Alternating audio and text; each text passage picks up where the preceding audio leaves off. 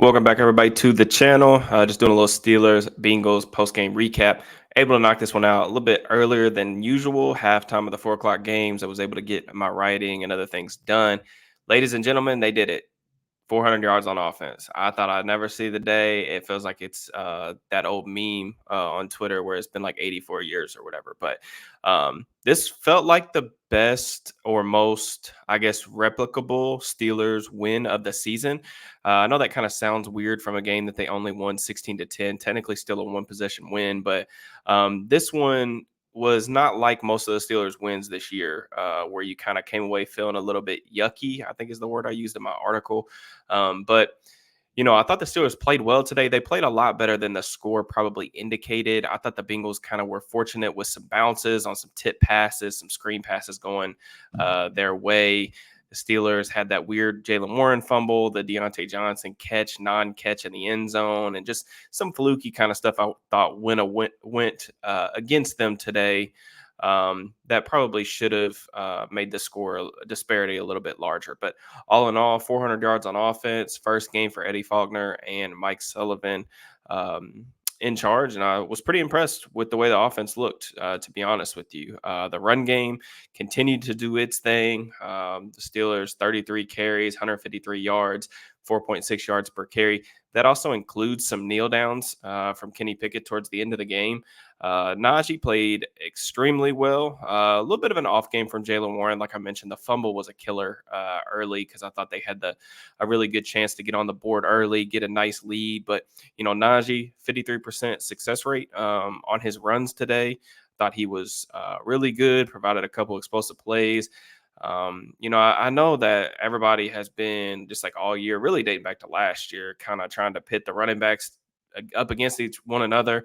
I think the Steelers just have two solid backs, and each of them are capable of having a big game any given week. And I think that that's okay. I don't know why.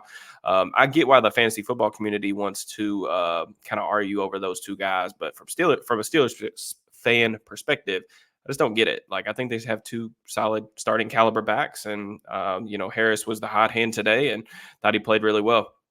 Really, the biggest surprise for me was just how comfortable and confident Kenny Pickett looked really from the jump. We saw those two early completions that Pat Freiermuth down the seam, down the middle of the field, splitting the two safeties. The Steelers, if you follow this channel, if you follow me on Twitter, writing, whatever, you guys know how much I've talked about. They just have been getting cover two to death. They see a lot of zone coverage. They see a lot of cover two because defenses have been daring them to throw in the middle of the field. And today he finally did that. I think he had like 4 completions in the middle of the field today. I want to say that's more than he's had in the past month combined. He went several weeks in a row without completing one. So just thought he looked really confident, really comfortable. The Bengals were able to heat him up a couple times early in the game with some simulated pressures and some blitzes. And interested to see what the tape looks like on those, because I don't know if they had good solutions down the field. But aside from that, only a couple misses. I thought he made some really nice throws. The go ball to Johnson down the right sideline was a good throw. The throw to Pickens over his left shoulder was an excellent throw. Even the touchdown or non-touchdown to Johnson in the end zone, some people were saying that was behind him, but that throw was on the money. You wanted to put that kind of almost back shoulder because I think there was a safety in the middle of the field coming over. You didn't want him to affect the throw. That was one that Tomlin, I thought, should have challenged anyway. So overall, thought Kenny played the best game of the season. I thought that this was the most complete game of his career. We've seen some flashes from him, some game-winning drives. We've seen some halves where he's played good ball, but this felt like the cleanest football he's played for 60 full minutes, where you really came away thinking, all right, this is some solid ball. And I know the box score numbers aren't great, like didn't throw a touchdown, 270 yards or whatever. But it just, to the eye test, to me, we'll see what the film says. I could feel differently, but just first viewing, I thought it was a good game. So pass protection wise, I know I saw one really ugly rep from James Daniels and one from Dan Moore Jr., the sack. But overall, they were fine for a team that, dropped back a little bit more today, pushed the ball down the field a little bit more. Was happy with the run game too. Like I said, they ran the ball extremely well. That's going to be their bread and butter. That's something that they can really rely on. So I know Deontay had some weird plays in the first half. Felt like we got the full Deontay experience. He had the drop, no drop, whatever. He was caught loafing on the Jalen Warren fumble. I think the explanation to that is that he didn't know that it was a fumble and he just assumed that Warren was down before the ball popped out. Having said that, you got to chase after the ball just in case. Um, but he made the catch on the go ball. And then I thought one of the underrated plays was the third down, where I think it was cover zero. He ran that end breaker. That throw from Pickett was really low. He scooped that basically off the turf. I thought that was a really big play. The Steelers did some things in the second half, in particularly on third downs to keep the ball moving, to keep the drive alive. They possessed the ball a lot today because of being able to convert those third downs, particularly in the second half. I think they were 3 for 9 in the first half, but they finished 8 for 17. Average over 6 yards per play. These are all things that are, talk about time possession. I know that's something that everybody talks about way more than I do, just because for various reasons. But they possessed the ball for 37 minutes today, so no turnovers aside from the Warren fumble. So yeah, good things from the offense. I know the points weren't necessarily there, but I thought this was a really good performance for them, something they could build off of. Even though I said in the pregame, the Bengals defense really bad. They're bad. They're banged up. This is a matchup advantage for them. But I thought they did what they needed to do. Just would have liked to see a little more points, but it's a stepping stone for sure. Defensive side of the ball. Watt got gifted a couple sacks, 2 sacks in the box score.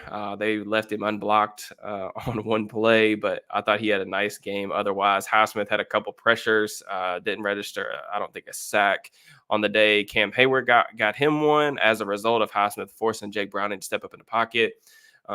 Really, the big thing was, we talked about it in the pregame, was they need to stop Joe Mixon. I thought that the Bengals were a little more pass heavy than I expected, but I think it's just because of how ineffective the run game was.